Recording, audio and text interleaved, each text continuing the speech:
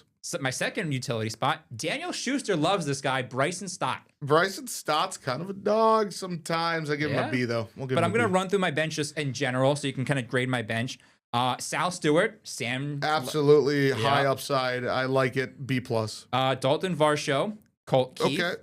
My boy, Marcelo Meyer. Okay. JT Romuto.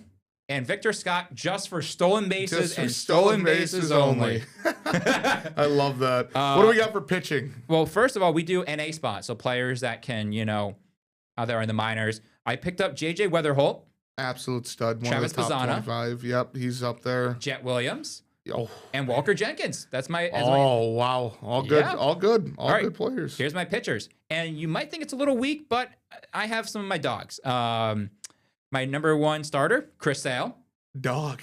Yep, I wonder why you took him. my boy. Mm. Mr. Struck out Manny Machado, made him get down on one knee. Anyway, my second starter is Treya Savage. Love Trey. that. Okay. I like it. Solid. Kevin Gausman is my other starter. All right. My 2 relievers are Anders Munoz and Abner Uribe. Abner, baby. I Yeah. love his celebration. He actually debuted a new one in the World Baseball Classic. Oh. Pretty much the same one, adding on some other stuff at Okay. the end. So pretty exciting. And here's the rest of my pitchers. I have Luis Castillo, Okay. Chris Bubick, Okay. my boy Connolly Early. Connolly Yeah, Early. Let's go. I love it. I did pick up another Brewer, Chad Patrick. All right. I like Solid Chad. starter. Chad can throw a couple good innings for you. And then I got Lucas Urseg as my other reliever. Yeah. He- Former Brewer. Yeah. And then I got Tyler Holton, Seth Lugo, Reese Olson, and Jackson Jobe. So guys that are on IL that could come back midway through the season. So overall, what do you think of my team? Solid. I think Yeah. you definitely have a chance. You got to, I don't know if you'll be the most, I mean, with Shohei Ohtani, you always got a chance. Correct. With Pete Alonso, you always got, well, that's Yep. biased. But You're not wrong. yeah, Shohei Ohtani, he automatically elevates you to a top 4 team in the league Yep. for sure. So if you hadn't had Ohtani, maybe a little bit fringe top 4, but I would say probably solid. I'd have to look at the other teams, but I would say Yeah. probably solid. Number like it. 3, 2, right around there. I won't say you're the best team in the league because I haven't seen the other teams, Correct. but definitely a solid roster. I know some of the guys that you mentioned that are on my dynasty team, Shohei, Yep. Pete Alonso. Some of the other notables are like Ketel Marte is on my team. Yep. Pitching's a little weak this year, but we have a lot of young prospects too coming up. So, well, unfortunately, that's really all the time we got for Ryan. Yeah. We got to end the show 30 seconds earlier now. I didn't know that. Yeah, because otherwise we get cut off for Local 5 News at 6, which is coming up right after this. So, just want to say thank you for joining us. Absolutely. Hey, coming up next week, we'll be back. Next with more. week, Kudish on all week. Better tune in. 3 weeks in a row, baby. Have a good rest of your Tuesday. See you guys.